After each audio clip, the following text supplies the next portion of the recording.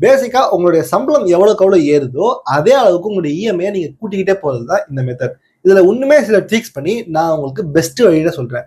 உங்களோட வாடகை இன்னைக்கு 12,000 ரூபாய் அப்படின்னு வச்சுக்கலாம். அதே வீட்டை 15,000 ரூபாய்க்கு இஎம்ஐக்கு தரத்துக்கு பேங்க்ஸ் மோஸ்டா ரெடியா இருப்பாங்க. கரெக்டா? நீங்க என்ன யோசிக்கணும் அப்படின்னா 18,000 ரூபாயில இருந்து 20,000 ரூபாவை என்னால மாசம் மாசம் கட்ட முடியுமான்னு பார்த்துட்டு அப்பதான் நீங்க அந்த வீட்டுக்குள்ள வாங்கவே போகணும். ஏன் அப்படின்னு பாத்தீங்கன்னா, நீங்க எடுத்தோடனே முதல் மாசமே 5,000 ரூபாய் எக்ஸ்ட்ரா கட்ட போறீங்க. அந்த வருஷம் ஃபுல்லா கட்டிட்டே இருக்க போறீங்க.